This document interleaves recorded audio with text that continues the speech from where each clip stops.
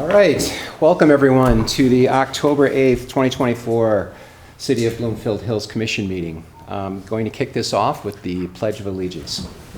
I pledge allegiance to the flag of the United States of America and to the republic for which it stands, one nation, under God, indivisible, with liberty and justice for all.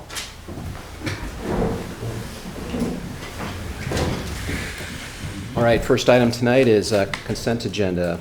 Do we have any questions? Any comments? Mayor, I have a couple of them. Sandra, sorry, got a lot of them for you tonight. First of all, I see we made our last road bond pavement. Yes. Yay, we're paid off. Yes, it's fully paid. Great job. Okay, I saw that one. Dave, the Detroit Salt Company icing salt for the roads for the winter. So we buy it now, is that at a better price? Or how do we do that? So what we're involved with is buying, is anticipating how much salt we're gonna need for the following year, and then we enter into a contract. So there are times when we're having a little bit too much salt, but we wanna make sure that we never run out. Right. So what we do is we store some of that salt. The township allows us to store some of it, but we are planning to do a much better job at making sure that the salt we buy is the salt we use, because we've had an agreement with Pembroke that they use some of our salt, and it's kind of, we're not really sure. So actually Sandra has taken that over. I asked Sandra to take it over. It's kind of DPW would just kind of give a recommendation, but I've actually had Sandra's now reviewing all the past history and how much salt we use on each occasion that it snows, and so that we should have a tighter budget the following year. But right now we're fixing that, and part of that is the salt building, so we can have our own salt. We know how much we're using. And they'll go away once we have our own building. But Yeah, because it would be big enough to store it all. Better budget for it. I think we'll better budget for it. But we probably should still get involved, I think, and that's another thing Sandra's going to be reviewing, but we should probably get involved in this cooperative purchasing of salt, just because good idea, yeah. because you get a better price. Uh-huh.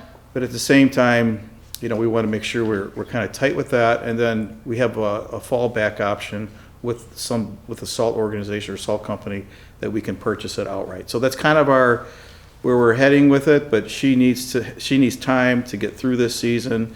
We get our own salt and do the analysis, but she's all over it. Mm-hmm. Again, the residents of this community praise us for how clear our roads are. Yes. Over everybody else. I mean, we get like a lot of kudos for that. Thank you. Yes. Great. Also, the Woodward median streetlights, we are putting LEDs in there, right? So that, Those are LED lights. yeah, that we're putting in. So as we're replacing old ones that go out, are the LEDs? How Yeah. long are they expected to last? Well, they used to be mercury vapor lights, and they're not as environmentally friendly and everything else. But LEDs, I can't answer that question how long they last, but that's the new standard. They LEDs typically last longer. Do they? Yeah, That's a lot. what I Oh was- yeah, right? quite a bit Yeah. longer. Okay. Something I didn't know, and I did call Sandra about this earlier, I just thought it would be good to bring up in a meeting, is we've had a lot of work done on our house. Obviously, we did an addition and stuff, so we had a lot of hazardous material, we had a lot of paint, we had a lot of stain, things like that. And so we took them to Sakra over Yes. in Troy on Coolidge Highway. And I thought this was a really cool thing to do, but then I told Sandra, said, well, then they send a bill, because you have to write down your address of where it came from, and then they send us a bill for it. Yes. Yeah. So I told my husband he owed us money for taking all that paint and stuff there. But I didn't know how that worked. I know we're going to talk about the Baldwin Public Library, so I did have some questions on that one.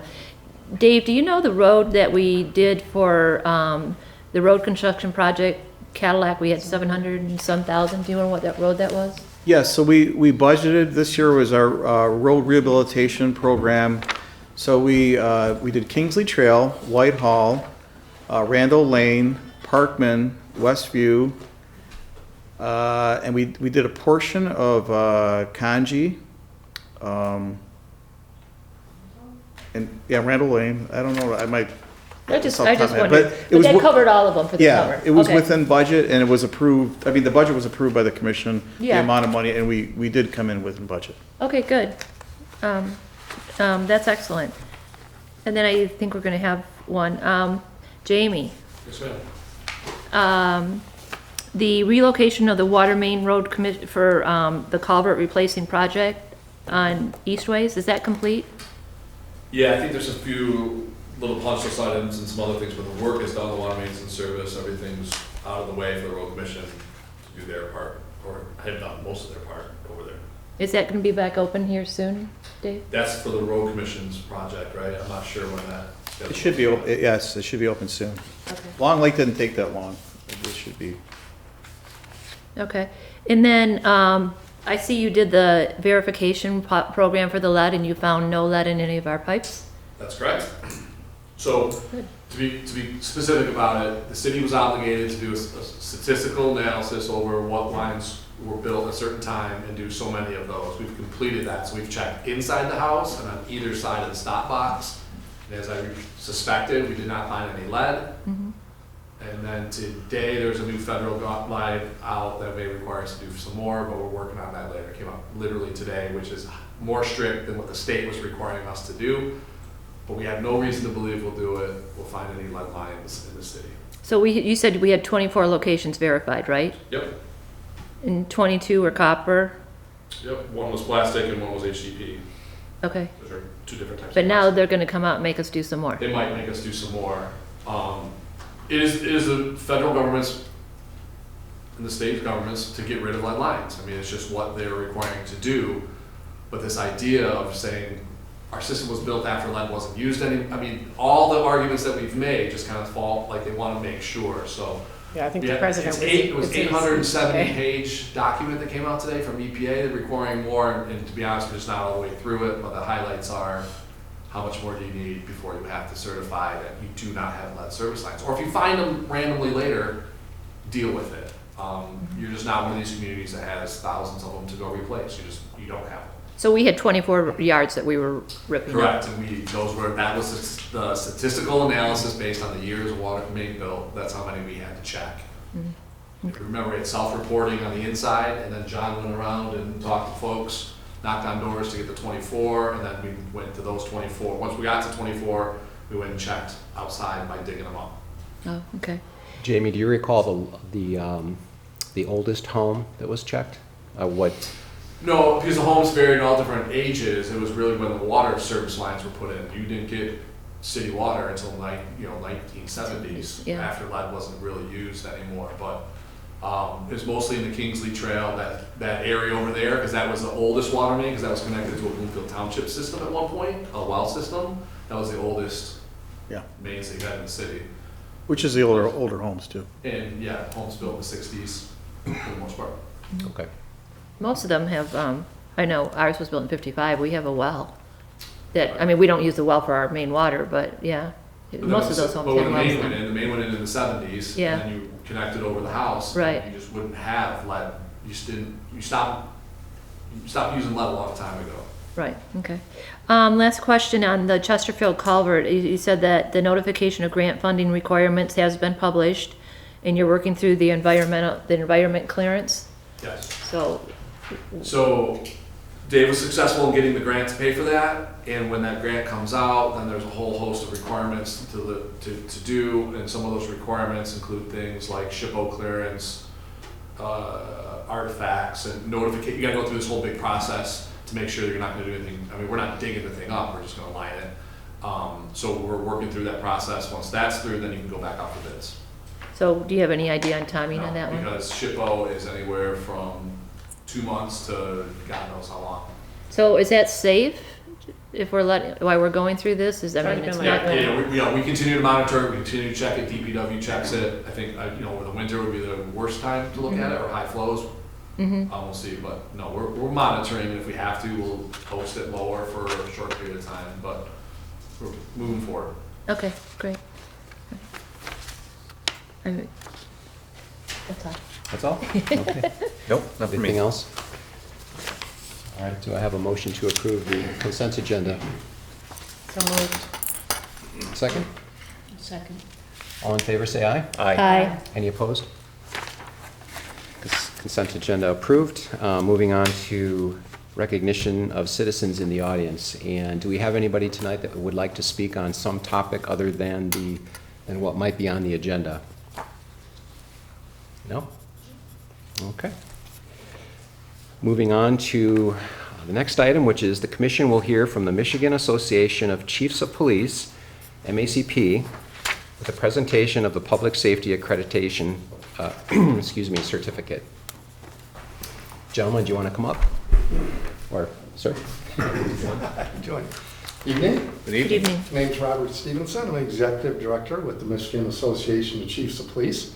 Here tonight representing the Michigan Law Enforcement Accreditation Commission for the awarding of Certificate of Accreditation to the City of Bloomfield Hills Department of Public Safety.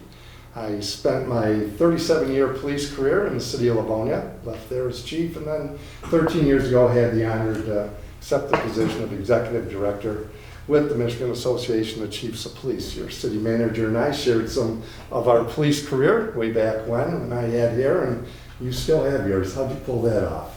Still looking good. So I can tell you this, that from the time that I spent in Southeast Michigan, and as city of Livonia, that your city has an excellent reputation in your police department. It always has had an excellent reputation.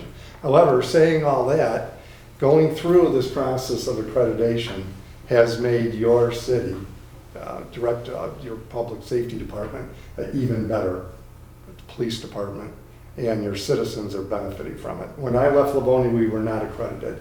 They have since gotten accredited, and their police department is a better place now than when I left it because of that process. It's a voluntary process. It takes a lot of time, and it takes a tremendous amount of work. To be quite frank, I look forward to the day that all the police agencies in the state of Michigan will step forward and go through this process. So to put this a little bit in perspective for you, in the state of Michigan, there's slightly less than 600 police departments. I believe there's like 589 right now. Out of those, 83 of them are county sheriffs. There are a little bit less than 400 that are municipal agencies like yourself, and the remaining are tribal police, hospitals, educational institutions, and such.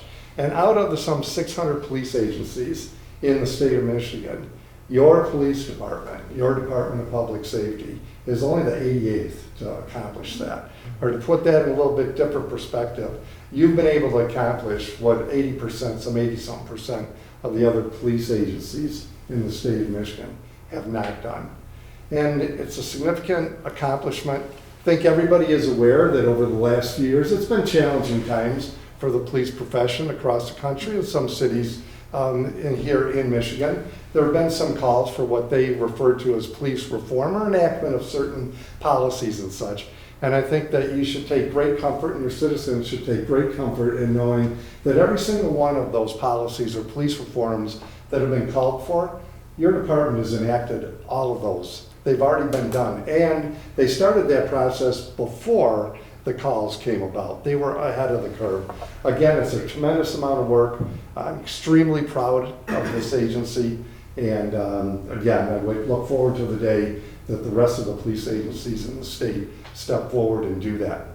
So I started my little speech here by saying I'm here representing the Michigan Law Enforcement Accreditation Commission for the awarding of the certificate. We do not give these certificates out. It's a lot of work. And I would like to ask our accreditation program manager, retired Chief Wiles, to step forward to maybe walk you through what your department had to do to get this. So Ron, I'll give this over to you. Thank you. Well, good evening. It is certainly an honor to be here and honor and recognize your fine Department of Public Safety. My name is Ron Wiles. I'm the Deputy Director with the Michigan Association of Chiefs of Police, also the Accreditation Program Director for MELIAC, or the Michigan Law Enforcement Accreditation Commission. I did my law enforcement career in Grambling Township up in Genesee County. The last 6 years that I had the honor to serve as Chief of Police there, and then came over as a Deputy Director with the MACP. You're all somewhat familiar with accreditation. Your kids probably go to accredited schools. If you need medical attention, you go to an accredited hospital. Accreditation for law enforcement is no different. Accreditation is a progressive, time-proven way for law enforcement agencies to improve their overall level of service and performance. Now, the foundation of our program lies in the voluntary compliance of 128 professional standards. The key word there is voluntary. No one is forcing the Department of Public Safety here in Bloomfield Hills to do this. They did it for the sole reason of getting better. Getting better for their officers, getting better for the community, and better for the elected officials here that support them.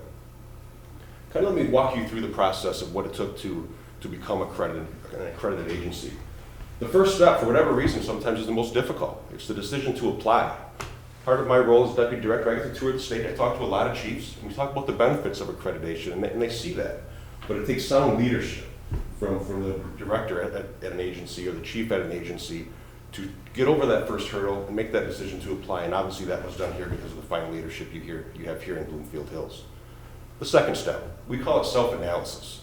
Self-analysis is where all the work gets done in this process. We give agencies 2 years to navigate through the self-analysis period. Coming in, they have a set of written directives or policies and procedures. They have our 128 standards. They look at both of them and see where they're compliant and where they're not compliant. I guarantee you there were some areas that your agency did very well. They were totally compliant right out the gate. But I can also tell you there were some areas where your department needed to improve, needed to get better. And that's what accreditation is all about, getting better. I mentioned there's 128 standards, but some of those standards have bullet points. And if you count up all those bullet points, there's some 600 tasks that the agency is responsible for. And they're responsible for also pulling what we call proofs. Now, it's one thing to say that you're doing something, but it's another thing to show it. And that's the purpose of what a proof is. A proof could be anything. It could be a video, a police report, an interview, anything to show the assessors that they're actually complying with the standard.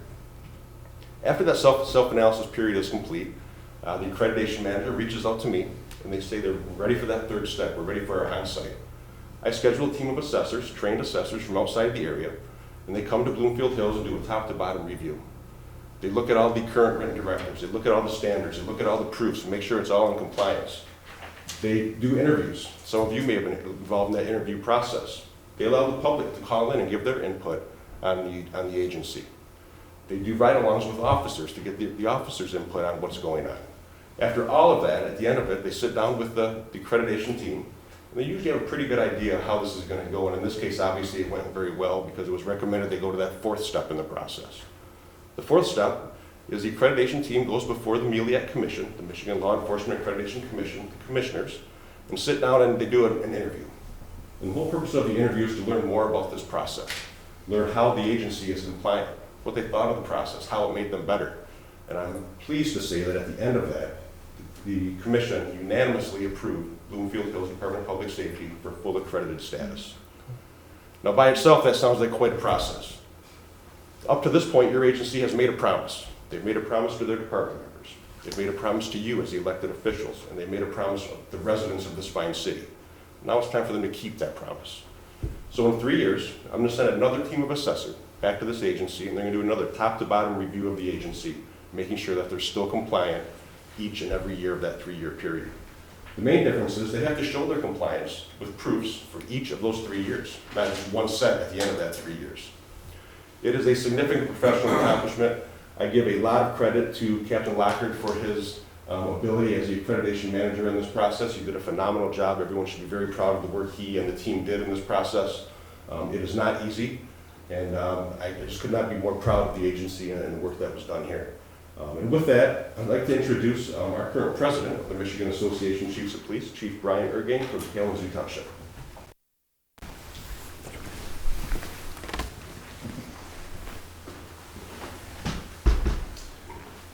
Good evening. Good evening. Thanks for having us here tonight. My name is Brian Ergang. I'm the police chief for Kalamazoo Township in Kalamazoo, Michigan. I also have the privilege of serving as the president of the Michigan Association of Chiefs of Police. As a chief who's recently gone through the accreditation process, I can tell you about all the trials and tribulations that go along with it. I talked to Dustin a little bit about their process, and it sounds very similar to stories I hear around the state of agencies moving through the process and the difficulties they have. I can tell you that it can't be done by just one person. And it can't be done just by your public safety department. There's many people and many facets that go into accreditation, first and foremost, your community. I can tell just by being here for just a short time that your community is very supportive of your public safety agency. I think that speaks volumes of your agency. It can't be done without you, the elected officials. Much of the support that you provide is not only financial, but it's out in the community as well. And it can't be done without the folks who've worked countless hours. And when I say thousands of hours, it's not a misstatement. This is a tremendous effort that goes into achieving accreditation. And so I also have the honor today of giving your actual accreditation. So I'd like to ask Dustin to come up here. And before I read this, and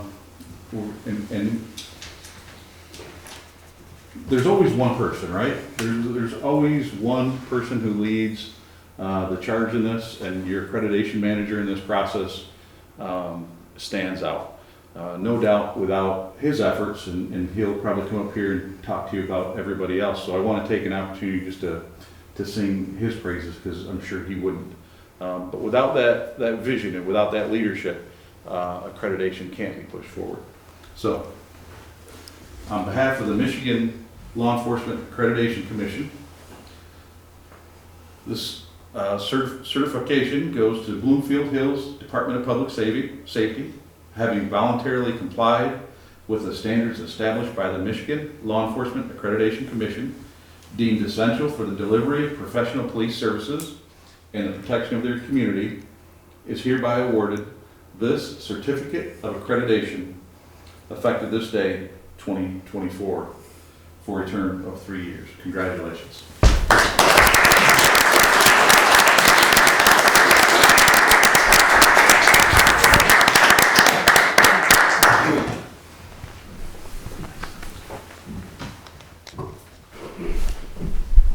So I want to thank the members of the Michigan Association of Chiefs of Police for coming tonight to present the certificate to us. Much of what I would say about the accreditation process, they've already echoed. It is a voluntary process. We decided to do this. Nobody was telling us we had to do this. But we could not do this without the support starting at the top, and that begins with the commission. We had the support of the commission. We had the support of the administrative staff, the city manager, assistant city manager, finance. All these people played a key role in getting this process. Helping me in the trenches was the accreditation team, which was Dispatcher Gary Houghton, who's here tonight, and Sergeant Affeld, who's out of the country, were the other members that were directly involved in assembling all these proofs that they talk about, making sure that they're in order and somebody can read them and it makes sense. That takes a lot of work. And really the whole public safety department, all the command staff, all the officers, they had some role that they had to play to get us here. There's rules they had to follow. There's data they had to gather, trainings they had to complete. So it was really a team effort from the whole department and the whole city. So thank you for the kind words and presenting the certificate. Thank you for the support. And we look forward to continuing our accreditation status. Right. Thank you.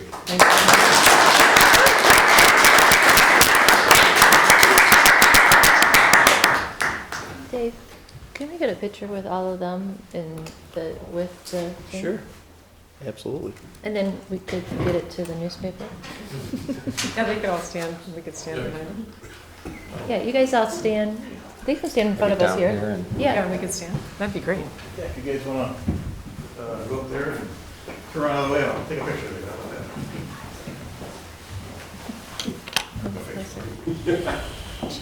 Yeah. Here.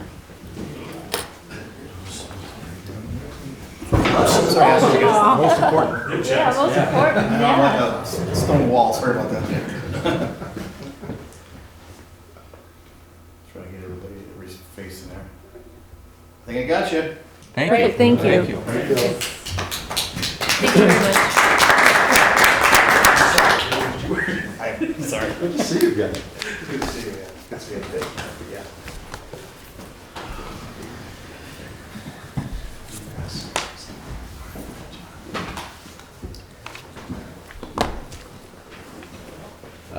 Congratulations, Captain Lockhart. That was quite the accomplishment.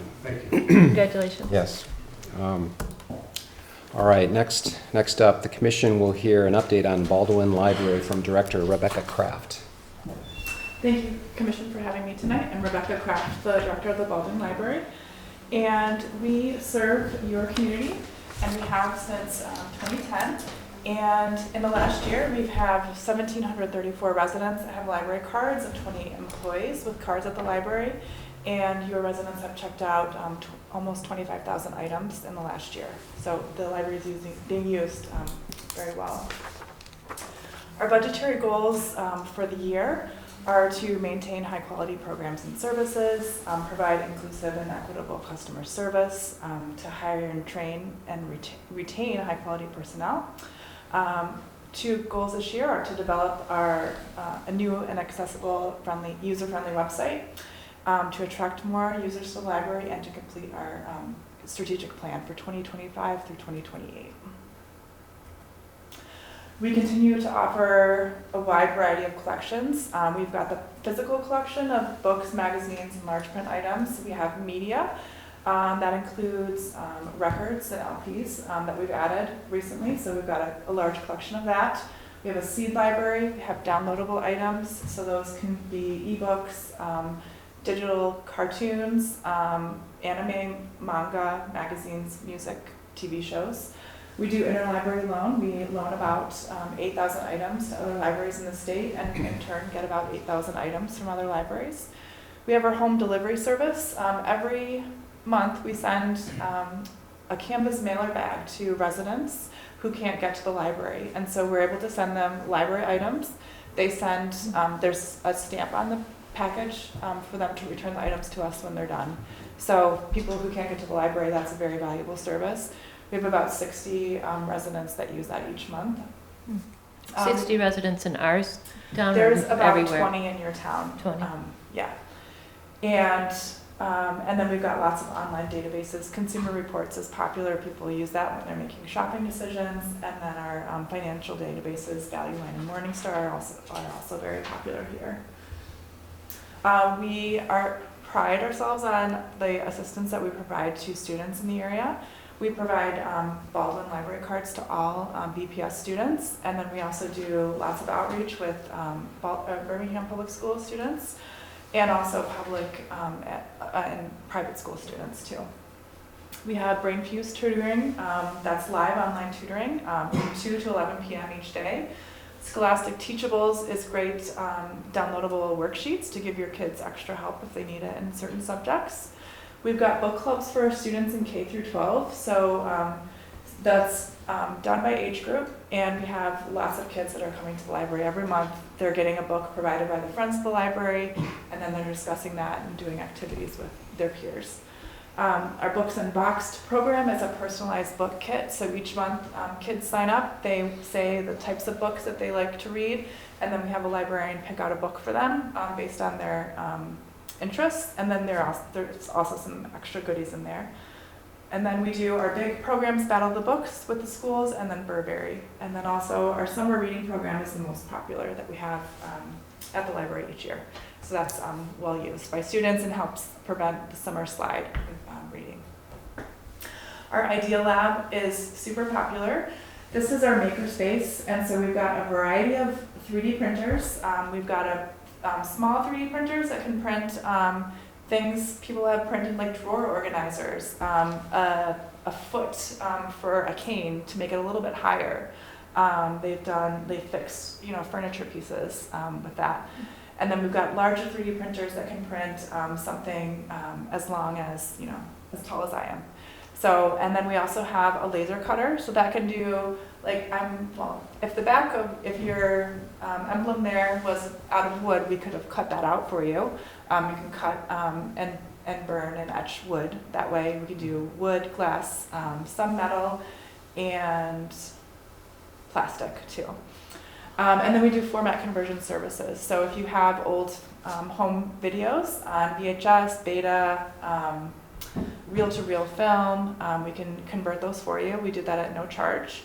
You just drop off your tapes or material at the library. We'll convert it and put it on a digital file for you.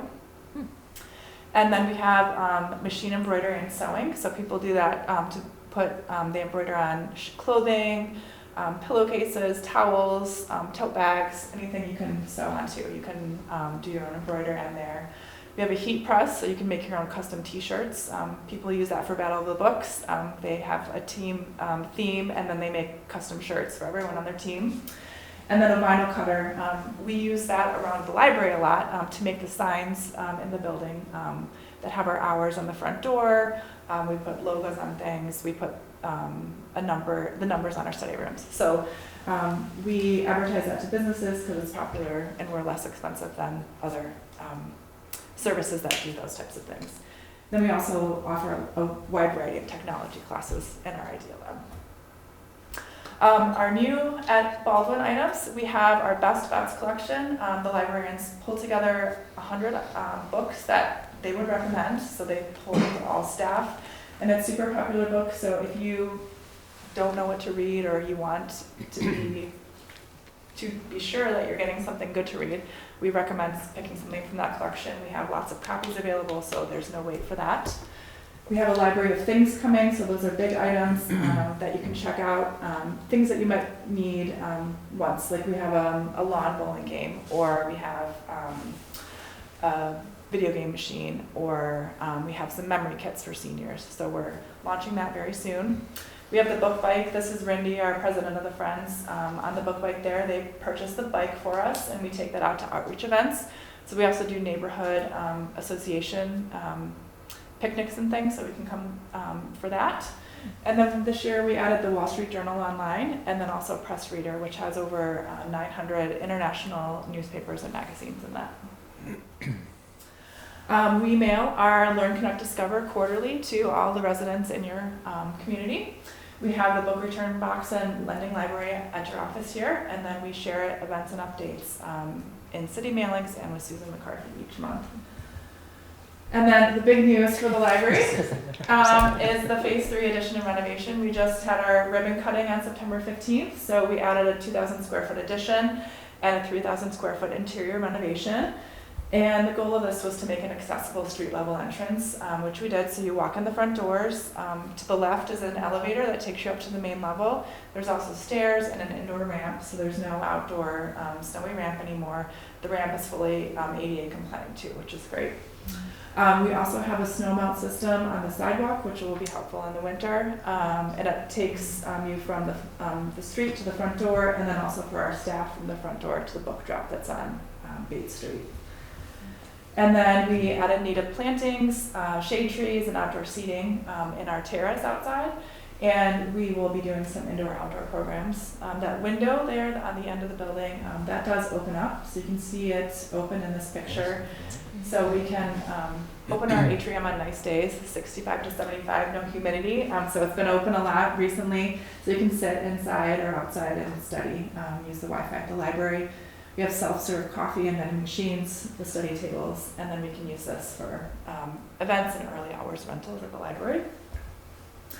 We brought our information desk closer to the front door, so it's the round desk there that you see at the top of the stairs. And there's, they love having a window to the outside because if you were at Baldwin before 2015, there weren't very many windows in the library, and now you can see everything outside, which is great. We also have the hold shelves right behind that desk, and then self-checks across from that desk. We added 4 study rooms. These fit 2 people. There's a whiteboard in it. There's computer. There's outlets and computer hookups in there, and those are available to all residents. And then the Friends opened a bookshop in the lobby there. So it's a pay on the honor system. There's a little drop box where you can pay, and then we accept donations, and then they sell books in the lobby that way. So your residents are using the library. We remain financially stable. We're upgrading our physical plants, and we're always improving and looking to better the offerings that we provide. One thing that you might have heard about is the recent water damage in the library. We had the big rains on August 27th. There was an errant umbrella that flew away, Mary Poppins style, and it punctured a few holes in the roof over our youth room. So that we had a new roof replaced by the city of Birmingham. They just finished the work yesterday. We're getting the ceiling replaced inside the youth room next Monday, and then we'll be back in business in a couple weeks. So, Wow, an umbrella did all that. the roof did need to be replaced. Oh, okay. So, but the umbrella expedited the process. Yeah, okay. Yeah. Can you repeat the number of Bloomfield residents you think are using it, or the percent, or? Yes, it was 1,748 residents have cards, I believe. 25,000 checkouts, Yeah, right? 25,000 checkouts. And then your yearly contribution to the library is $348,000. We just did, that was just renewed, right, by the residents? Yeah, we just paid It that. was renewed in 2020. Yeah, I think we have, I think it's 6 year, it's a 6 year. Is it 6 So years? I did look at that contract, and it is 6 years. And then after the first renewal, which was in 2020, Mhm. it's now continually renewed, and unless you want to stop it. Right. So then you give us a 6-month notice, and then we stop. So it won't be going back to voters. Oh, so do we have to get the residents to approve that? Is that an election thing? No, No, it does it's not not. go back to Oh, voters it doesn't? anymore. Oh, okay. Oh, good. Well, I'll have to tell you that I use your library all the time now. Oh, good. We're empty nesters, so I have time to read again, which I love. Yeah.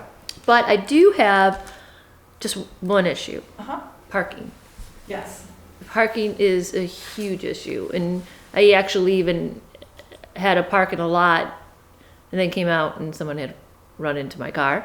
That wasn't fun. But that's the only thing. Now, I like the fact, and Dave and I have had long discussions about this, I like the fact I can drop the book off here. Mm-hmm. So I did that on Friday, and I do pick up a lot of books here, but now I need a new replenishment. Yeah. I mean, I think Amy does, so my question to you guys is, do residents come in and, They do. They so use a I was lot. wondering, should we make that bigger? The bookshelf?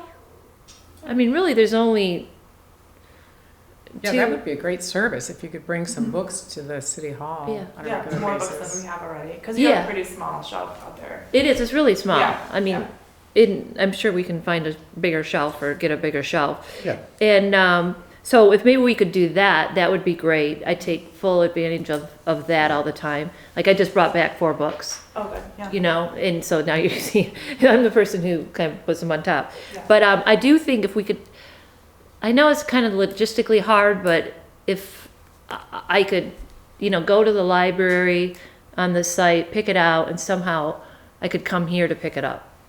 Gotcha. So I can definitely look into that. We do something similar with Next, the senior center in Birmingham, where we send, once a week, we send holds for people and they can pick up library items there. Oh, So okay. that could be something that we could look You at. send what? So you'd request an item and then we would deliver it to Next, the senior That'd be center, great. and then they can pick it up there. Yes, so we can definitely look at that, and I'll let Dave know what we can do there. We do have curbside pickup though, so you don't have to park downtown. You just get to the library and then we Oh, bring it that's out to your cute. car. Okay. Oh, okay. That's Yeah. good too. We did that because that's about the only thing we can do with the parking situation because we're not affiliated with the parking Yeah. situation. And I just want to applaud you having, I have a mother who's 89 years old and is an avid reader like I am.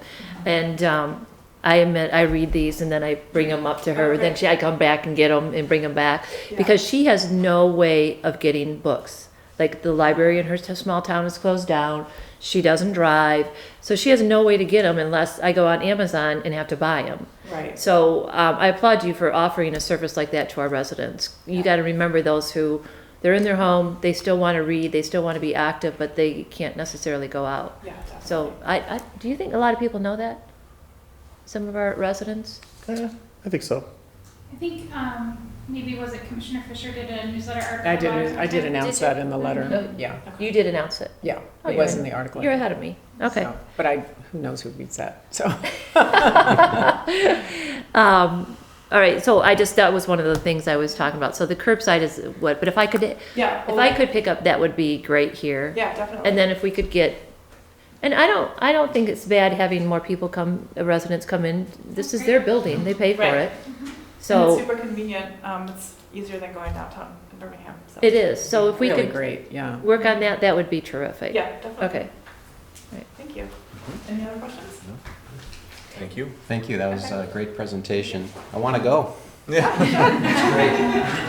If you guys want, I was a representative a long time ago. I got that on. If you guys want me to forward those to you, I can, or have them forward to Dave and the Forward emails what? from the library. They're board meetings that they have a representative. And if you want them, you can read them. Okay? Yeah, Okay. CCS. Yep, I will. Okay. All right. We'll now consider the master plan resolution as adopted by the planning commission. Dave, did you want me to do this, or you want to? Yeah, go ahead. It's, yeah. It's a joint effort. So the city has a master plan, as everyone knows, and every 5 years we're required to recertify the master plan, and sometimes that might require a lot of changes, sometimes it might not require any changes. City of Bloomfield Hills has not changed dramatically in the last 5 years. There have been some things that we wanted to update and just make note of, which we did, and I think you've all gone through those and read through those. Essentially, some minor things, but things that we want to pay more attention to, more focus on, put more focus on. So that's really what this is about, and Planning Commission overwhelmingly, unanimously approved or recommended that this go up to the City Commission for approval. So, Dave, do you have any other comments on it? No, there was a lot of discussion with the master plan subcommittee, and Commissioner Fisher was on the master plan subcommittee, and Planning Commissioner Cuter, and Dirk and I and Amy, and I don't know who else, and the mayor, of course. Yep. But yeah, so I think there was a lot of discussion to get it to this point, and obviously the Planning Commission unanimously would recommend it. Okay.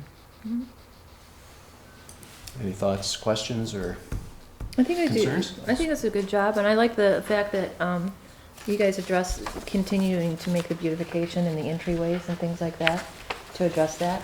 I think that's important.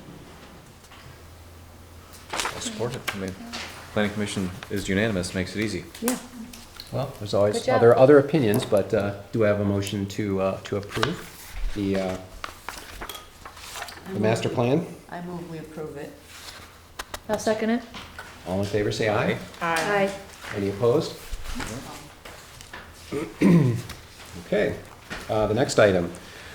The amendments to section 24-233, this is going to be, we're going to table this, or it was tabled at the Planning Commission, so we're going to move on from that to the next item, which is we'll consider the amendments to Chapter 16 sign ordinance related to temporary ground signs. Thank you, Mayor. So at the last City Commission meeting, I talked about some difficulties with ground signs and the placement of temporary construction signs. And I thought Commissioner McCarthy had a good suggestion to modify it to 25 feet from the property line. I'm sorry, from the road's edge, and not necessarily the property line or right-of-way line. That was part of the discussion, and also part of the discussion was I believe the commission didn't have a problem with us changing the ordinance to allow for sale signs and for lease signs to be just outside of the right-of-way line. But I know that there may be some further concern about the placement of temporary construction signs, and I'd be happy to talk about that and answer questions. And I have some more analysis on that, and I also have our building official and code enforcement officer that would also appreciate if they could talk about it, but we're trying to change an ordinance that we believe that part of it is difficult for us to uphold. The part about, in your memo about disallowing the temporary construction signs, I'm wondering, do people ever get discounts for allowing them to put a sign in their yard? I don't know that, but one of the, I wasn't part of the original discussion about construction signs, but we just thought it is an advertisement, and I'm not sure even how the commission feels about if it's a problem for residents, do we even need them? Because they're really just an advertisement for the builders, and they're not really Or doing. is it also an identifier for the subs? No, because there's, You got the address, there's GPS. our temporary our own sign that we place out there, which by the way is a ground sign, that would have to be way back, but we put that at the road so people know they shouldn't park and all that, but I guess, and I'm not trying to recommend that we necessarily do that, I'm just thinking, I'm not sure where the commission feels about this, but really it's an advertisement sign. And talking with Brian and John, I said, really, this is really for the builder, and it'd be easy for us just to say, you just don't have it, and they don't think it's a problem. It's just something that they're allowed to do, but if they are allowed to put these signs on the property, there is some difficulty with the current ordinance and where they're placed. And Commissioner McCarthy's suggestion, I think we can work that out, because I've looked around and I've actually measured. But there are some streets, for instance, Hunt Club or Kingsley Trail, there's some different streets where we really couldn't make that happen. So if it's an ordinance that precludes maybe 20% or 25% of the homes from complying with it, then it's a troublesome ordinance for us. And that's all I'm trying to do. We actually don't even care about these signs. We really don't. That's not our intention. Our intention is just that there was an ordinance that we feel was hard for us to. Well, I wonder too, if we disallow the signs, you're gonna have a lot of work on your hands to go around, because nobody's gonna know necessarily that's the case. I don't think it would be And that, then- because he's got to they have to issue permits. Do you feel it's a lot of work? It would not be. You don't think they would put the signs up anyway, and you'd have to go back and, We've got, I think, good enough relationship with most of the builders here. They balk at it a little bit, yes, but they comply, I guarantee you, they would. how do you think they would take disallowing the signs? Do you think that would be a really sort of onerous requirement?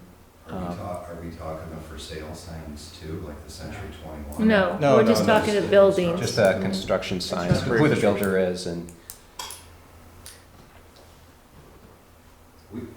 To let the commission know, we haven't had any problems with any signs, and I've been here for 10 years, and we have not had a single complaint of any construction sign. You mean from neighbors? Nothing. I know that in our subdivision, one person had a new driveway put in, and then she communicated with everyone else in the subdivision and said, you can get a discount if you use this service company that we used. And then I noticed that the signs appeared in various people's yards, so I was just wondering if sometimes they might condition a discount on putting a sign up. I think asphalt people love to have Yeah. neighbors verify that they used them, because for them, it gives them credibility. Yeah. But I think with these fancy builders with the. Yeah, we don't allow those. We remove them. It goes up. Remove the asphalt sign? Oh, gosh. They're not included in this? No. So Oh, it is okay. true, they're only there for a couple days. Thank you. Yeah, So we it's usually only just builder pull those signs. out of the ground, yeah, we Oh, don't. okay. Because they have to be black and gold, they have, And they're not, you're right. Yeah. I think we're getting away from, our job here as elected officials is to protect our residents. It's really not to protect the builders. And if Right. you do get a discount, I missed a discount on my building, my addition. Yeah, I've never heard And that. it was funny because the person I had did another interior decoration like a few streets away and never put up a sign. But when I did it, he thought, oh, well, if you do it and you're commissioner, then more people will. I'm like, huh? Like that made no sense. You know what I mean? So it was an elected, he wanted to put it there. I actually like your suggestions to both of you, and it's very cut and dry and it's very easy, and just say we don't allow for it. And here's the other thing. If you didn't know who was doing my addition, it was on like every truck that was in my driveway. Every truck. And, yeah. and I'm like, do you really need that sign? And we really have to, I know you said people don't complain, but you know, the person building the house at the end of the street, 2 people on our street came up to me and complained that there's all these signs all over. So I don't think people don't want to really call the city for something little like that, but if they know you're a representative or you work in the city or something, they tend still to, don't like they, it. they don't like it and they bring it up. So, It would be easy for us to eliminate it, but I guess I'd have to ask Dirk, is that a problem? can we do that? It is potentially a problem because you are regulating a sign based on the sign's content. So it could be problematic, based on the. Like in based Florida, on the they're only Reed allowed to be this Reed big. versus Gilbert Township, I believe is the name of the case that talks about all kinds of signs and saying that really when you're addressing signs, you shouldn't be getting into the issue of what the sign says. You should deal with signs and the regulation on a content neutral basis. So it could be problematic. I'm not sure that anybody would make an issue out of it, to be perfectly honest with you. If you do decide that's the direction you want to go, you'd have to table this tonight because there's another section of the ordinance that deals with those temporary signs, which are, again, they're only up during the course of construction. But again, it's Well, they're up for 2 or 3 years. Yeah, I was just gonna say, that course of construction is 2 and 3 years. I'd rather not get into that murky, part of the law and allow them at a different scale and a different, set back farther so they're less obnoxious. Every city I've been to, every place I've been lucky enough to build something, they've always had their sign out there. So I can't imagine not allowing it when you have them, you have for sale sign, realtor sign, all that other out there. Right, I'm a little uncomfortable as well. Okay. And I think the change to 25 feet from the road edge is It works reasonable. on the streets that I noticed there was problems with. The way it is now, it just doesn't work everywhere. So I'm confused. So we're supposed to be 45 feet back from the road to be No. able to build something, the front yard, right? So, but you're saying it can't, the sign won't fit within the 25 feet because of the driveway or whatever? Is that what it usually Yeah. is? What might be better, as to explain, is these guys have to enforce it, and so maybe John or Brian, if you wouldn't mind. If I could say one thing, the edge of the road, not all the roads are centered in the right of way. So you could take 2 houses across the street, and if the road is pushed towards one side of the right of way or the other, somebody could have a sign, somebody couldn't, because it would push it. So what if it was just their property edge, which is sometimes the middle of the street, 25 feet from the middle of the street? Well, what we'd like to do is just deal with the right of way line and just keep it 1 foot inside the right of way line, because that's what we work with, is the right of way line. Okay. We have defined road's edge, though. Right. I worked with Jamie, and Jamie provided me with some engineering definitions of what the road edge is. So you wouldn't really have to get into where the. I think we're going backwards Yeah, here, no, because let me just ask this for a second. If a for sale sign is of value to a resident, I understand the need of having that, but in this case, if a construction sign is for the value of the contractor, why are we littering up the yards? So I don't know why anybody would make an issue of it. So if you take it away, I guess I don't understand the hazard. Well, I think there's a potential legal hazard, and I think that. There is a potential legal hazard. And I think there's also, if you're thinking about putting on an addition and you're walking by and you see the work that's being done and you think, you might want to duplicate that, or not duplicate, but do something similar, you might want to know who's doing the work. You could find out, of course, but I just don't know that this merits this kind of action where we completely eliminate it. I think requiring that it's 20 feet back from the road edge is fine. I guess I'd like to hear if you could propose. I'm just not sure. I'm just not sure the hazard of. I recognize if people want to know, they can know. It isn't until it is. Right, but it just seems like That's the way these it things work. seems like we're trying to orchestrate something on that account, and not what maybe is best for the city. Could we clean it up in terms of size and, I mean, it seems like a huge sign is There's a lot of allowed. three, the majority, and they've got usually three companies on it. The builder, maybe the landscape architect, and the interior designer, something like that, so the architect. Yeah, I think there was some thoughtful discussion or thought, there was thoughtfulness that went into the original creation of it. But it's just, the only problem we really have with it is just the 25 feet from the property line or right-of-way line, because it does push it to parts of the yard that's just hard to, I mean, there are homes, Martell is one of them, there would be several homes. So when you have properties that you can't enforce something, it's not a good ordinance. That's just, that, or at least that component of it is not a good ordinance. Well, can you have it 1 foot out of or the 25 feet, whichever is greater? So it's further back if it can be? But we're suggesting 25, we're suggesting for construction signs, outside of the right of way or 25 feet from the road's edge, whichever distance is greater. Okay, it does say that, okay. Yeah, so I think it's accomplishing. But I guess the majority I didn't of read them right greater, I now wanted are it to- probably 15 feet from the road's edge, about 15 feet on an average. so, I It's guess, usually just outside the right-of-way line, too. right. So you take the Martell one, the good example, that one's right at the road edge. Right. Because there's no place else to go on there. Right. There's all this rock and all these cars. If we don't want people driving on the driveway, you have to have all that rock there so the trucks can go up there, right? Yes. The other one is in Bennington that's being done. Same thing, not a huge lot, but all those rocks are in there. I can't see you putting a sign 25 feet in the middle of those rocks and I would rather have trucks off the roads and these rocks to protect their roadway and everything, and not have a sign at all. And I don't know, I'm gonna go with Dave, and I think you two, it makes your life so much easier. And you know what, they have trucks there all day long with, if someone's driving by and they want to do what you said, go take a picture of the truck.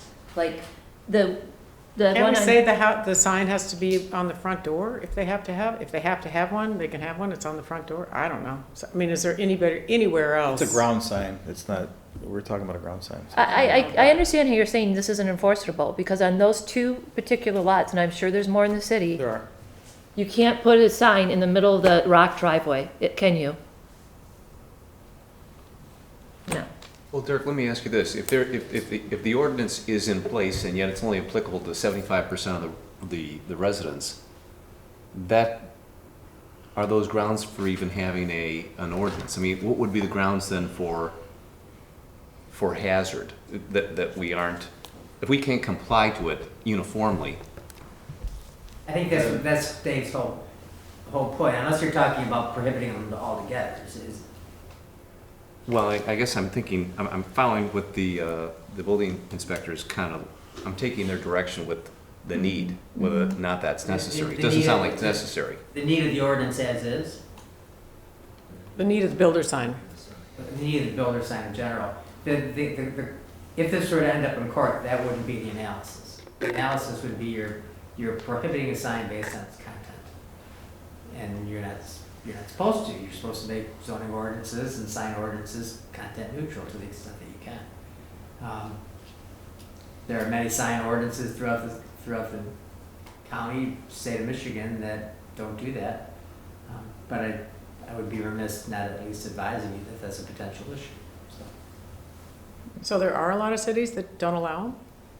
Not construction signs, I'm just speaking generally, well, different kinds of signs. There are other cities that don't allow them, right? Yeah, I mean, Yeah. let's be honest, a for sale sign, yes, it benefits the resident, but it also benefits a commercial entity, right? Mhm. The broker, the real estate broker. So again, it's just an issue that I feel compelled to make the board aware of. I think this ordinance as proposed solves the initial, the construction sites have been allowed forever. I think you said there's been little or no complaints about them throughout the years from the residents. So, based on that, I guess it's a policy question the commission's got to make. But in terms of the more immediate problem, which is enforcing the ordinance as is against construction signs, it's just not practical because it's not working. And so what that means is Dave is faced with, telling somebody they can't have that kind of sign, whether it's a for sale sign or whatever, or issuing a ticket, or not enforcing the ordinance at all. So we're just trying to get an ordinance in place that can be enforced. It's a quandary. I understand where you're coming from. And both of you guys, if we do, so there's 3 choices. We either get rid of them altogether and see what happens. I mean, if some builder wants to sue us, okay, we'll take okay, or we go 25 feet back, but that's not enforceable, right? Well, your recommendation is enforceable. 25 feet back from the road's edge is enforceable. It's enforceable, kind of. It's not with all those rocks there. I think 25 feet from edge of road is not gonna get everything. Yeah. It's certainly better than what's going on now. Yeah. Oh, I see what you're saying. It's better than what's going on now. Yeah. And only one sign, right, Dirk? Yes, you're only permitted one sign. So it's one sign, the size of it is 12 square feet? 12 square 12 feet. square feet, I believe, is it 12 square feet? And it's 25 back. Does that help you guys or not? The only issue with it is 25 feet back, and some of these lots puts it smack dab, and what Brian, you're saying, in their front porch almost. You got cement trucks, you've got materials, it's just, Well, and don't builders pass that cost on to the homeowner? If you're renovating your house and there's a sign ordinance, you pay for the sign. So it's really, you're paying for the sign on their behalf. I don't want to go backwards, but to be honest, when I originally proposed out of the right of way and with the recommendation of those guys, because the reason being is we care less about these signs or advertising, but it's just the construction sites they're always changing and moving depending on what's going on with them. And so Brian, there's a lot of things he approves. He approves mechanical equipment in side yards. There's all sorts of things that we do, but that would give them the opportunity just to push this thing around and tell them, I can't go there, it's gotta be moved over here. I don't know. I mean, I don't wanna go backwards, because I do think Commissioner McCarthy's recommendation does work. But that was the real reason. I mean, in a perfect world, I think that's the best option. And they also think that's the best option, but, Before this all happened, when we did the subcommittee way back, before you, when Jay Cravens was here. yes. We were getting a lot of signs in construction yards because we had nothing. And we were getting a lot of signs, commercial signs coming up Woodward Avenue. And it was really bad in Birmingham. Like Birmingham just had these constant, because if you think about it, on the lease signs of buildings, and I know we're talking there's a permit for that, but those lease signs that are on those buildings, they always have an empty office. I'd never see them come down. That's the point. I wish we could do something about those. So Ever-present. the idea of the subcommittee in the whole sign committee was the residents were complaining that it was too much in the city, Yeah. too much, and they would have to look at these signs, and they were tired of these constructions that went on for 2 years, and the sign is sitting there, blaring at you during the whole construction period if you pull out of your driveway. So that is the reason why we said pull them back, one sign, add just the 3 people. That's why we did that for the construction signs, and that helped to clean it up. Yep. But I totally empathize with you, because it's hard. There's a hard place to put the sign and put the trucks and that. But I don't know. I'm more in the camp with Commissioner Fisher. I'm like, let's try and just say no. You guys have it. We don't allow them. Those who have them, they're grandfathered in right now, right? But going forward, is that okay? Was that easier for you guys? You don't have to play bad cop. No offense. You don't have to play bad cop. If you're grandfathered in the construction project, you know which ones are here. But going forward, we don't allow them. I would agree with you, but this is just not a burning issue. I mean, we have no complaints, and I just don't want to put ourselves in a situation where we're vulnerable to some kind of legal action because somebody is upset that we're not really being fair about signs. Because if we're going to allow for sale signs and not construction signs, that's a problem. It wouldn't be a builder that sued you, it would be a building association that would sue you. Yeah. A building association? Sure, Like a Pulte or something? No, like the Southeastern, and I'm going to get the name wrong. But Oh, their whole Southeastern association, Building got it. Association, that would be the more plaintiff that you would see as opposed to an individual builder. So, Because they would be worried about that proliferating throughout other communities in the area, so they would. Yeah, I agree with Mayor, that I would not like to subject ourselves to that, at least for a year. Yeah. Yes. or we keep the ordinance the way it is and have them put the signs. Well, it's I mean, frustrating for these it's guys, not so I'd like to enforceable. give them something to. I mean, you're doing it now, right? I mean, you made the decision on the Martel one, and it's fine. It's one. The only time was when we, had the florist try to put in. Problem is, we can't, from a law enforcement perspective, we can't take any complaints on it at all. We can't have an ordinance we can't enforce. We just can't have it. Well, you could enforce the ordinance on Martel. That would tick off a builder more, putting a sign in the middle of their rock driveway where all their trucks are pulling in, right? Right. That's really gonna tick off a builder. Like, you really gotta put that sign But right then, there. then they just won't put it there, which is Yeah, great. I think there are going to be cases where if it's not practical for the builder, they won't put the sign up, or they tack it onto the Yeah. side of the house or the front of the house or They whatever. have to comply or not put it in. I mean, that's, Well, I think it's, if we had something we can, what's proposed now is I think we can work with. 25 feet back Yep, from the road's edge, from the road's edge. yes. or 25 feet from the right of way, whichever is greater, correct? No, 25 feet from the right of way does not work. We cannot enforce Okay. that. Got it, okay. 25 feet back from the road's edge. Is that the red part? Are we approving the red and green? You're approving both, so for construction signs, it would be outside the right of way or a location that is 25 feet from the road's edge. Whichever distance is greater. Yeah, sorry, thank you, whichever distance is greater, correct. Okay. Can I ask just another question? The sign, the line at here, at street intersections, no sign shall be located in the triangle formed by the property lines. That's like if you try to put it on a corner, is that correct? And put a, What do they call that, the clear vision zone or something? Yeah. oh, a clear vision zone, so you Vision can see obstruction. it. Got it, all right. I just want to understand that one, okay.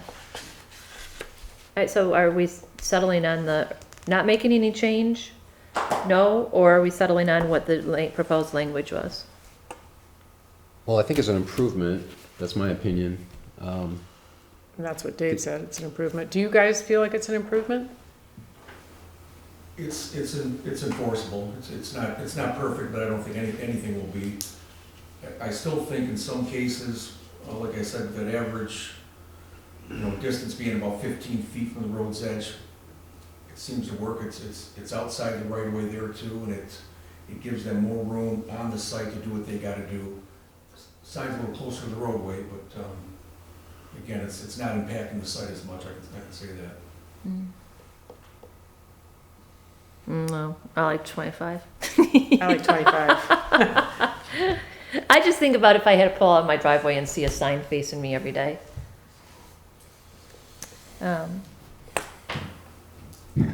I'm going back and forth. I mean, I listened to everybody, and if 25 feet's the decision, I'm just wondering, it's like, I'd like to give the homeowner the discretion as to whether or not they want the sign. If they want the sign, then it's 25 feet. Otherwise, it's not required. Yes. I mean, It's never that's my. required. And they can make that work, it doesn't have to go smack dab in the middle of the site, you know what I mean? It can be to the, what you wanna call It it, can north or be- the south, it doesn't have to be in the middle of the site, so You know, there's options, there is, even for the 25 feet, there really is. Oh, but you're suggesting adding ordinance that Like it's I was just- Martell, it I could was be just all the way modifying, on the giving the left of homeowner it, or, a choice. yeah.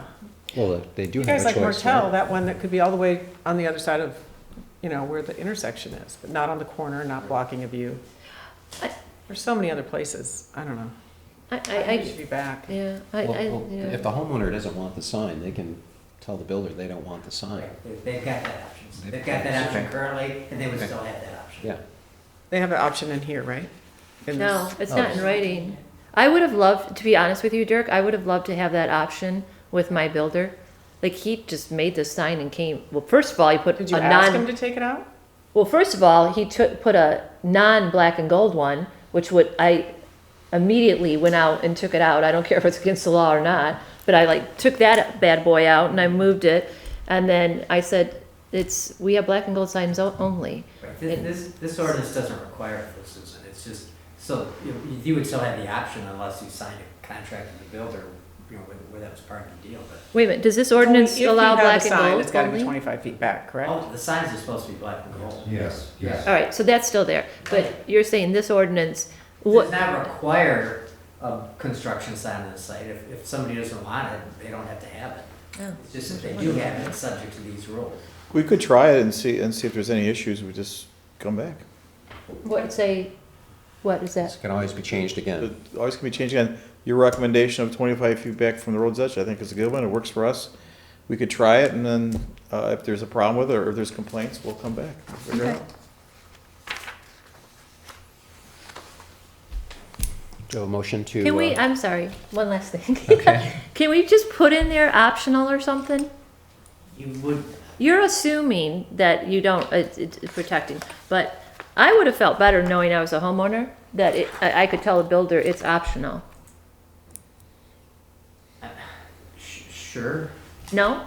I mean, it's just, it just All goes right. without saying, yeah. I Yeah, think you don't need to really. Okay. We've done that with no other signs, or, it's like an accessory structure. We have the option of having an accessory structure as long as you meet all the rules, but we don't say that you have the option of not building. Okay, all right. You know all what we right. could do for, to satisfy that, so all these big projects have to go in front of us for review, and, we'll make sure that the builders have good communication with the homeowners about these signs. If they don't want a sign, they're not required to have one, we can let them know. That's a good idea. Good idea, yeah. That that's- gets And Yeah, we the have a good planners. enough relationship with a lot of the same builders, or I don't, but these guys have a good relationship with them. I think that they would be able to do that, and if there's any resistance to these signs, don't put one up. And so we can just say that. Okay. I'd like to make a motion that we approve the ordinance to amend the section 16-5, parentheses 2B1, Schedule of Regulations, Chapter 16, Signs of the Bloomfield Hills City Code, as amended to clarify the placement of requirements for temporary real estate signs and temporary construction building signs. Second. All in favor, say aye. Aye. Any opposed? We got these motions down. I just Yeah, read that you're on a one. roll That was tonight. easy. Okay. We'll now move on to considering the adoption of the 2024 Oakland County Hazard Mitigation Plan. So this is really, is something that is a requirement for us, for our city, to be involved with. That by approving this, we get the assistance from the county and from the state and from, we have hazardous materials and hazardous situations. We just had one that I think I reported to the commission about a mercury spill. And we got a lot of assistance with that. Well, We got a couple county teams, and so it's just something that we're required to do, and Captain wants to talk more about it, you can? Yeah, so really, it's a plan that's put together by the county, and they use inside experts, outside experts. It's approved by FEMA. It allows us access to federal disaster funds when they're needed. And they look at all sorts of different scenarios and put together a plan. I think it's about 800 pages, some long. but it really gives us access to those resources that the county emergency management has and can give to us in that time of need. So, Okay.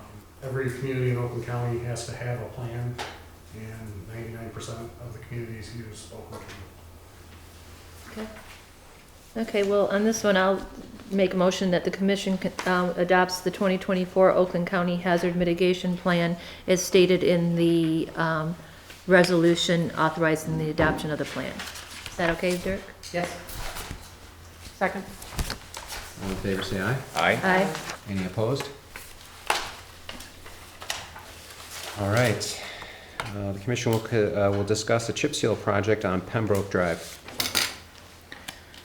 Mayor and Commission, I mentioned this chip seal project in my manager's comments last time, and then after I left, I kind of felt like, I wonder if the commission really understands what it means to chip seal, or ask everybody to chip seal that both those streets completely, and I'm not sure that the city commission would really want that. That neighborhood is it's a beautiful, beautiful neighborhood. And not that Trowbridge isn't, but Trowbridge is a different animal altogether. It's more of a country setting, and they were trying to, limit dust and mud and stabilize the road. And we already have a portion of Country Club that's paved and has storm sewers in it.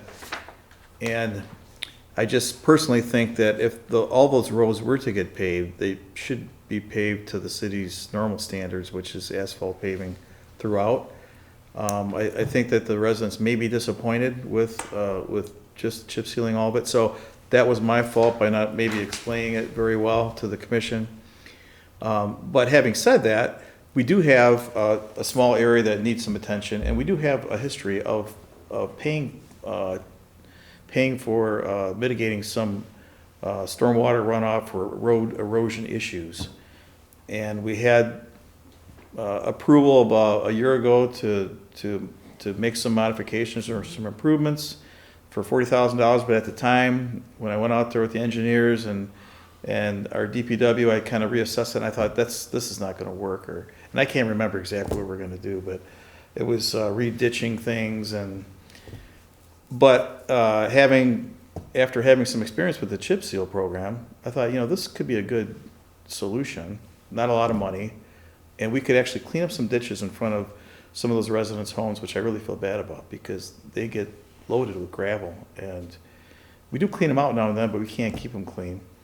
And the original chip seal solution I brought up will also prevent some of the road runoff over Vaughn, which I'm worried about, that the integrity of Vaughn, and going into Cranbrook Middle School, which they always complain about. We clean it up, but it would reduce one of the main recurring maintenance things that we have to deal with. As a matter of fact, we had 5 originally, and this was the last one to deal with. And so I guess I'm again approaching you with maybe asking that we are able to just use chip seal for that small component of Pembroke, and because I believe that we have a history of spending the money to do that. The city spends the money to do that. This is one of the last areas. I think it'll last for several years, or 5 years or more.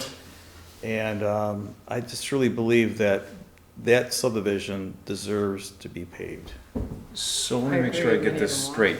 Weren't you talking, in the example of Pembroke in front of middle school on Vaughn, wasn't that going to be, your proposal was to chip seal that for, say, 75 yards up into that?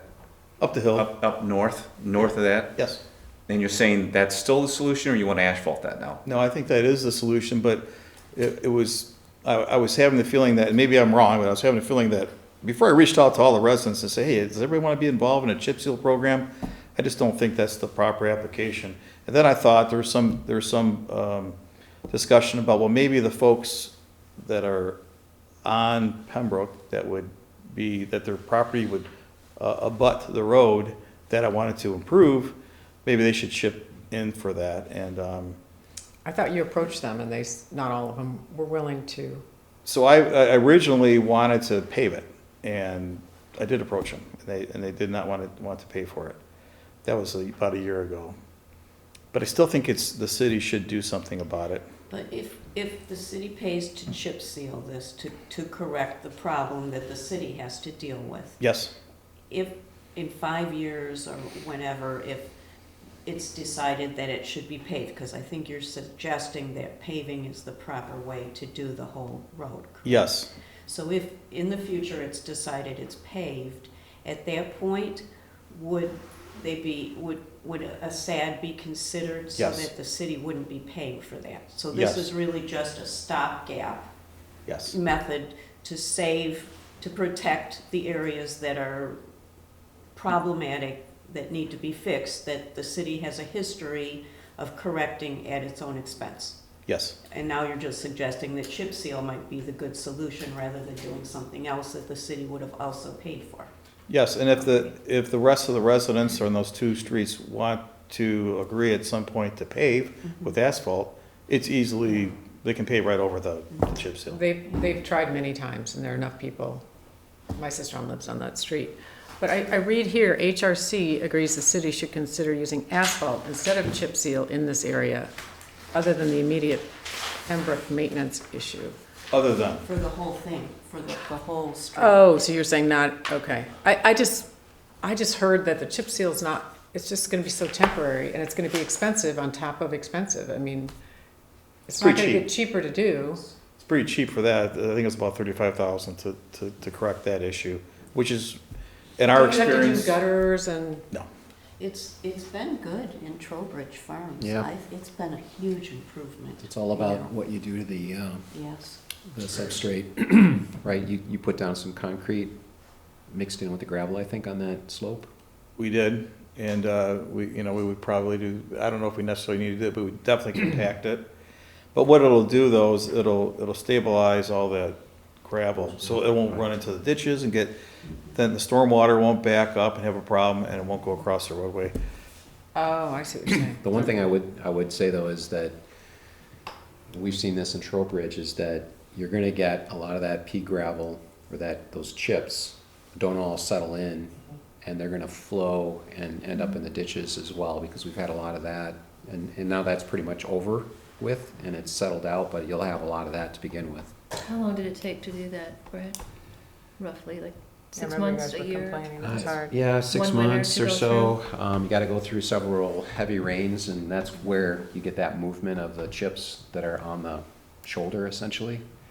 And it just picks them up and carries them away, and they're gonna end up in the ditches, so it's, To me, it'd be less intrusive than all the gravel. And- well, and sure, I sure, think but that just, you're gonna have a little bit of that to start with.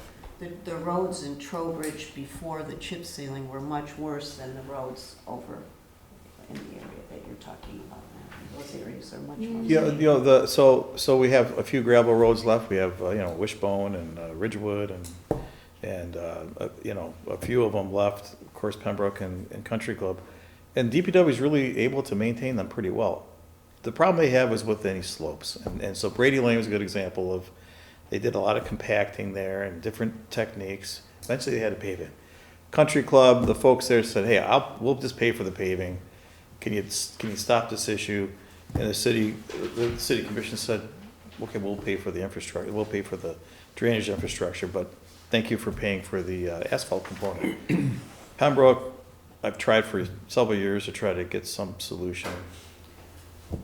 But the problem still continues. I just feel a responsibility from the city's perspective that we gotta protect Vaughn, we have to protect the, gravel flowing into the Cranbrook educational community, and it does take a lot of maintenance for the DPW. But I thought you just said Brady Lane, where there's an incline, which is right what this is, exactly what this is, it didn't work. Chip seal didn't work on the No, inclines. No, we didn't have chip seal back then. No. We graded it and And the residents paid for the packed it, paving? yeah. Yeah. We paved it. And they stopped, right in Well, the they middle stopped of paying. the road, where they stopped paying, the road stops. Yeah. Is that the same case with Pembroke? Everyone paid, didn't it? Like at the end, You are mean you Country talking Club? about the whole, yeah, excuse me, country, are you talking about the whole did- road? It did, and it did because there was a resident right next to that decided they don't want to pave it, but it So, would have been but- nice to keep going. Yeah, but did Pembroke, I don't know, 5 or 6 residents that this would be affecting.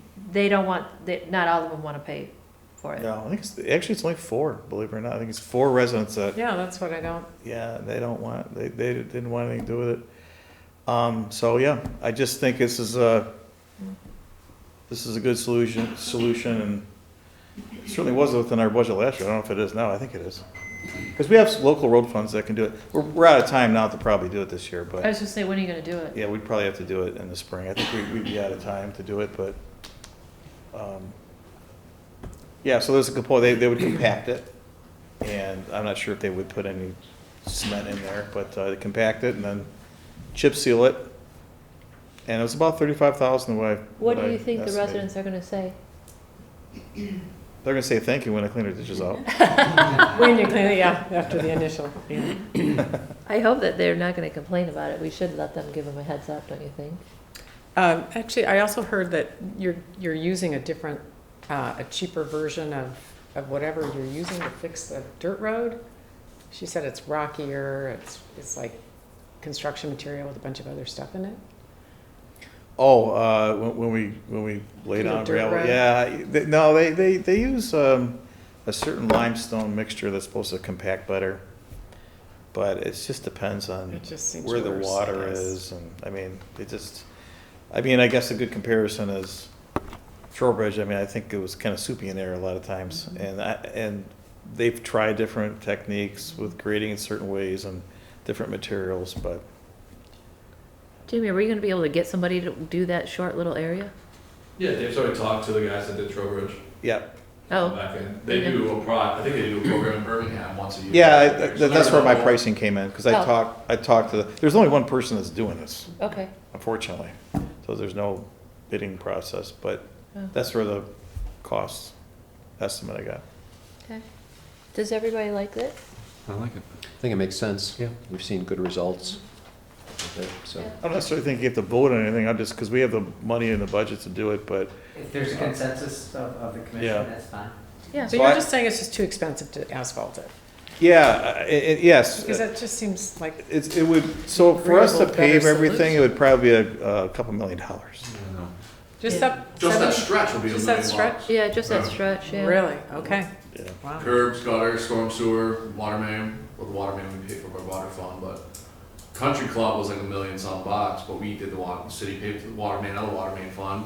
We replaced the gravel, so the city did a good job. Yeah. The residents still pay a couple hundred, 5 residents, like 20, 30 grand a piece or something like that still. Okay, I'm fine with it. Fine, Go too. ahead, that's Jim. It's worth a Thank you. try. Yeah. Yep. Appreciate it. Yep. All right, let's see, moving on. We consider the appointing election inspectors to serve during early voting on the absentee ballot counting board and in the polling locations for the November 5th, 2024 general election. This is you, Amy. Yes, thank you. As the election commission, it's your responsibility to appoint the election inspectors that are going to serve on election day. I included on the agenda early voting, absentee counting board, and election day, just to give everyone the idea that this is a pool of trained election inspectors that we will pull from to serve in all of those capacities. So if you have any questions, I'm happy to answer. Are you gonna have enough? Because this is probably gonna be a very busy election. Yes, we have plenty. I actually have people that I probably will not be able to use. The state of Michigan has a program now that they are pushing out election inspectors to communities that don't have residents to serve in their community. And I have said thank you very much, but I don't need anyone else from the state. So luckily there have been a lot of people from the community that have been interested in being trained. And a couple people only ever want to work a presidential election. So there's a few people on here that haven't worked in 4 years. They're going to be trained again and come back and work. So. Oh, so you're saying that the state has people that will come and work outside if we didn't have enough? Was that your comment? Yes, yes. Not state employees. They have a database of residents in the state of Michigan that are interested in being election inspectors. Okay. Good, okay. So just need a motion to approve. What happens with this then is we send this list to the political parties, so the political parties are aware of who the election inspectors are that will be working in the city. Okay. Anybody doesn't have a question? I'll make a motion. All right. Are you okay? I'm okay. You want to make a motion? You haven't done I one move all to night. approve the list of election inspectors for November 5th, 2024 general election. I'll second it. All in favor, say aye. Aye. Aye. Any opposed? On that same note, I failed to say, but I want to make it public for Amy for what she does. I noticed in the check register that you had testing election machines of a fee for that. So thank you for making sure everything works and we're ready to go for the election. I think that's really important, especially, you know, going forward. So I don't know if anybody Lot saw of that, work. but Oh, gosh. yeah, she did have that inspected and they're all working before it starts. To avoid any issue the day of. Right. Well, as you heard with Dustin's, it's not just one person, it's a lot of people, residents, entire city staff. Election seems to consume everyone, so I appreciate that on behalf of everyone. Thank you. Thank you. All right, on to city manager comments. Dave? The only thing I have to say is, one thing I always say to the staff, we have a lot of meetings, you know, different department meetings, staff meetings. At the end of the meeting, I always say to them, what can I do better? And how can I help you more? And is there something that you need from me? So I've never said that to the commission, so I'm saying that tonight. What can I do better? What can, you know, what do you need from me, and how can I make your jobs easier? And so I say that every meeting with them, so I'm saying it to you tonight. Yeah, let me know, please. Well, we got the new chairs. I mean, what more can we want? That's always out there. If you have any issues or problems with me or anybody, or please tell me. And our objective is to serve the commission and to make sure that that we're doing the right job for all the residents and with everything we do. So we appreciate your support. Thank you. Thank you. That's it. Okay. I'm serious about the picture for the police. I think if we should, I'll take care of it. okay, so I think other residents would be very pleased and happy. Thank you very much for the work that you All guys right, have minimum done. gets in the newsletter. Yeah, well, that, and, you know, we'll contact the Eagle, whoever, they'd love it. They would love it. Yeah, that's something, And I'm sure Good news. Dustin would be Rare. happy to talk about it. yeah, that'd be great. For Captain Lockhart, sorry. And we're gonna, yeah, and we're gonna shop for a bigger bookcase. Yes, we can do that too. I wrote that down. I'm sure Amy did too. Yeah, we can do that. We'll find something, okay. Any other business? I don't believe so. All right then, meeting adjourned. Thank you.